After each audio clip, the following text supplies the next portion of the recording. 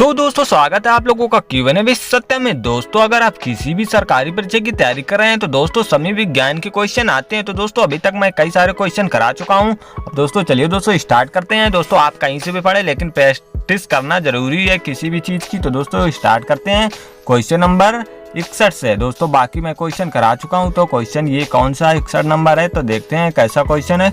निम्नलिखित में से किसके द्वारा दूध खट्टा होता है। दोस्तों अगर आपको क्वेश्चन का आंसर पता है तो आप तुरंत ही कमेंट कर सकते हैं। तो दोस्तों किसके कारण दूध खट्टा होता है। दोस्तों बैक्टीरिया के कारण दूध खट्टा होता है। दोस्तों दही में कौन सा वो जीवाणु पाया जाता है बैक्टीरिया दोस्तों, तो उसमें पाया जाता है लैक्टोबैसिलस। कौन सा दोस्तों, लैक्टोबैसिलस पाया जाता है जीवाणु। चलिए अगला क्वेश्चन देखते हैं। अगला क्वेश्चन है निम्नलिखित में से कौन सा रोग जीवाणु संक्रमण के कारण होता है। तो जिनमें से कौन सा जीवाणु संक्रमण के कारण रोग होता है तो ये होता है कुष्ठ रोग है दोस्तों, जो जीवाणु के कारण होता है। किसके कारण दोस्तों, बैक्टीरिया के कारण होता है। चलिए अगला क्वेश्चन देखते हैं। अगला क्वेश्चन क्या कहता है, आप लोगों को दोस्तों पता है तो आप लोग साथ साथ कमेंट करते चलिएगा, बाद में अपना स्कोर जरूर कमेंट करना। सर्वप्रथम विषाणु की खोज किसने की थी। तो सर्वप्रथम विषाणु की खोज किसने की थी तो ये की थी इवानोव्स्की ने। किसने की थी, इवानोव्स्की ने की थी। दोस्तों एडवर्ड जेनर ने क्या किया दोस्तों, चेचक का टीके की खोज किसने की थी, एडवर्ड जेनर ने की थी। चलिए अगला क्वेश्चन देखते हैं। चेचक के टीके का विकास किया था तो किसने किया था दोस्तों, चेचक के टीके का विकास किसने किया था, एडवर्ड जेनर ने किया था। चलिए अगला क्वेश्चन देखते हैं। अगला क्वेश्चन है दूध के दही के रूप में जमने का कारण क्या है। तो दोस्तों दूध का दही में जमने का कारण क्या है दोस्तों, यह है लैक्टोबैसिलस। दोस्तों लैक्टोबैसिलर बैक्टीरिया पाया जाता है तो उसी के कारण दूध से दही जमता है। चलिए अगला क्वेश्चन देखते हैं। निम्नलिखित में कौन सा स्वपोषी होता है। तो स्वपोषी कौन सा होता है, तो स्वपोषी शैवाल होता है जो स्वपोषी होता है। दोस्तों प्रोटोजोआ के कारण दोस्तों मलेरिया हो जाता है। किसके कारण दोस्तों, मलेरिया होता है प्रोटोजोआ के कारण। चलिए अगला क्वेश्चन देखते हैं। टिक्का रोग किसमें होता है। तो टिक्का रोग किसमें होता है ये बताना है आप लोग को। तो टिक्का रोग किसमें होता है, तो टिक्का रोग होता है मूंगफली में। दोस्तों किसमें होता है, टिक्का रोग मूंगफली में होता है। दोस्तों अगर आप ये पूरी सीरीज देख लेते हैं जीव विज्ञान से तो आप लोगों की कोई भी क्वेश्चन आप लोग को गलत नहीं होगा। HIV द्वारा होने वाला रोग क्या है, तो HIV वाला होने वाला रोग क्या है, तो ये आंतशक है। क्या दोस्तों, आंतशक। अगला क्वेश्चन देखते हैं। अगला क्वेश्चन है निम्नलिखित में से कौन सा रोग विषाणु के कारण होता है। तो वायरस के कारण कौन सा रोग हो जाता है, तो चेचक जो है दोस्तों वायरस के कारण हो जाता है। मलेरिया प्रोटोजोआ से होता है। चलिए अगला क्वेश्चन देखते हैं। किस शैवाल से आयोडीन प्राप्त होती है। तो किस शैवाल से आयोडीन प्राप्त की जाती है, तो ये प्राप्त की जाती है लेमिनेरिया से। किससे, लेमिनेरिया से प्राप्त की जाती है शैवाल से आयोडीन। अगला क्वेश्चन देखते हैं। हाइड्रोफोबिया रोग उत्पन्न होता है। तो हाइड्रोफोबिया रोग किससे उत्पन्न होता है, तो ये होता है हाइड्रोफोबिया रोग दोस्तों प्रोटोजोआ से। किससे होता है दोस्तों, प्रोटोजोआ से उत्पन्न होता है। चलिए अगला क्वेश्चन देखते हैं। अगला क्वेश्चन है निम्नलिखित में से किसमें एंजाइम्स नहीं होते हैं। तो किसमें एंजाइम्स नहीं पाए जाते हैं, तो ये किसमें नहीं पाए जाते हैं, तो ये नहीं पाए जाते हैं विषाणु में। किसमें, वायरस में एंजाइम्स नहीं पाए जाते हैं। वायरस में एंजाइम्स नहीं पाए जाते हैं। दोस्तों इस क्वेश्चन में थोड़ा सा डाउट है दोस्तों। हाइड्रोफोबिया दोस्तों होता है किसके, कुत्ते के काटने से होता है। किसके, कुत्ते के काटने से होता है। रेबीज वायरस होता है।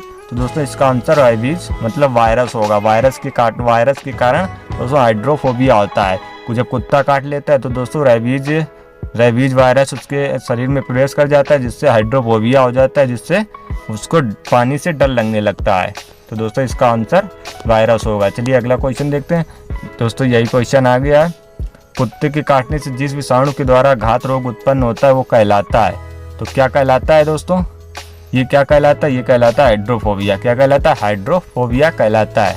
चलिए अगला क्वेश्चन देखते हैं। अगला क्वेश्चन है SARS क्या है।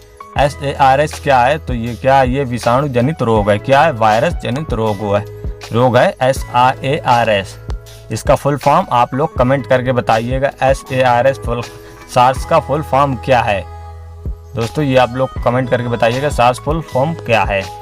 अगला क्वेश्चन है खसरा निम्नलिखित में से संक्रमण के कारण होता है। तो खसरा किसके संक्रमण के कारण होता है, तो ये वायरस के संक्रमण के कारण होता है। किसके कारण, वायरस के संक्रमण के कारण, विषाणु के संक्रमण के कारण होता है। चलिए अगला क्वेश्चन देखते हैं। आलू में मोज़ेक रोग का कारक तत्व है। तो मोज़ेक कारक तत्व क्या है, तो ये किसका, ये वायरस के कारण तत्व है, मोज़ेक रोग का कारक तत्व है। चलिए अगला क्वेश्चन देखते हैं। जंतुओं में होने वाली फूट एंड माउथ, क्या है दोस्तों, फूट एंड माउथ रोग किसके कारण उत्पन्न होता है। जंतुओं में जो फूट एंड माउथ रोग होता है तो किसके कारण होता है, ये होता है वायरस के कारण। किसके कारण, वायरस के कारण होता है।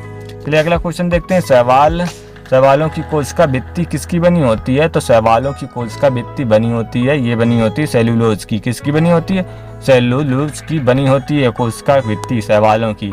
चलिए देखते हैं अगला क्वेश्चन है। केल्प प्राप्त होता है, तो केल्प जो है ये किससे प्राप्त होता है। केल्प समुद्री शैवालों से प्राप्त होता है केल्प।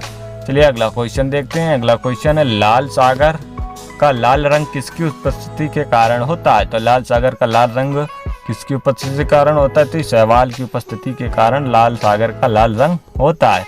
चलिए अगला क्वेश्चन देखते हैं। अगर किससे प्राप्त होता है। तो अगर किससे प्राप्त होता है, तो ये प्राप्त होता है शैवाल से। किससे प्राप्त होता है, शैवाल से प्राप्त होता है। अगला क्वेश्चन है, वनस्पति विज्ञान की वह शाखा जिसके अंतर्गत कवकों का अध्ययन किया जाता है। तो कवकों का अंतर्गत किसके अध्ययन में किया जाता है, तो ये किसके अंतर्गत, ये माइकोलॉजी के अंतर्गत कवकों का अध्ययन किया जाता है। कवकों का अध्ययन किया जाता है। अगला क्वेश्चन है, कवकों की कोशिका भित्ति किसकी बनी होती है। तो कवकों की कोशिका भित्ति किसकी बनी होती है, लिपिड्स की बनी होती है। किसकी, लिपिड्स की बनी होती है। दोस्तों शैवालों की किसकी बनी होती है, अभी आप लोग को बताया गया था। सभी कवक सदैव होते हैं, तो सभी कवक सदैव कैसे होते हैं, तो ये सदैव विविध पोषी होते हैं। कैसे, विविध पोषी होते हैं। चलिए अगला क्वेश्चन देखते हैं। वृक्षों की छालों पर उगने वाले कवक कहलाते हैं। तो वृक्षों की छालों पर उगने वाले कवक क्या कहलाते हैं, तो ये कहलाते हैं कोर्टिकोलस। क्या कहते हैं, कोर्टिकोलस। अगला क्वेश्चन देखते हैं। गोबर पर उगने वाले कवकों को क्या कहते हैं। तो गोबर पर उगने वाले कवकों को कहते हैं कोप्रोफिलस। क्या कहते हैं, कोप्रोफिलस कहते हैं। दोस्तों आप किसी भी परीक्षा की तैयारी करें, आप लोगों के मोस्ट इंपॉर्टेंट क्वेश्चन है। सारे क्वेश्चन आपकी परीक्षा में पूछे जा चुके हैं, वही क्वेश्चन दोस्तों लेकर आए हूँ। निम्नलिखित में से किसमें क्लोरोफिल नहीं होता है। तो किसमें क्लोरोफिल नहीं पाया जाता है, तो ये कवक में क्लोरोफिल नहीं पाया जाता है। किसमें, कवक में क्लोरोफिल नहीं पाया जाता है। अगला क्वेश्चन देखते हैं। खाली चट्टानों पर उगने वाली लाइकेन को क्या कहा जाता है। जो खाली चट्टानों पर उगती लाइकेन, उसको क्या कहा जाता है, उसको कहा जाता है सेक्सिकोल्स। क्या कहा जाता है, सेक्सिकोल्स कहा जाता है। चलिए अगला क्वेश्चन देखते हैं। अगला क्वेश्चन क्या है, जापान में लोग किस लाइकेन की सब्जी के रूप में खाते हैं। तो जापान में किस लाइकेन को सब्जी के रूप में खाते हैं, तो वो खाते हैं किसको, एंडोकार्पन को। किसको, एंडोकार्पन को सब्जी के रूप में खाते हैं जापान के लोग। अगला क्वेश्चन है, तो मिर्गी की औषधि किस लाइकेन से प्राप्त होती है। तो मिर्गी का दौड़ा जो आता है दोस्तों, उसकी औषधि किस लाइकेन से प्राप्त की जाती है। तो ये प्राप्त की जाती है परमेलिया। किससे, परमेलिया लाइकेन से प्राप्त की जाती है। दोस्तों ये आज के दोस्तों आपके थे 30 क्वेश्चन जो काफ़ी मोस्ट इम्पॉर्टेंट थे, आपकी परीक्षा में पूछे जा सकते हैं।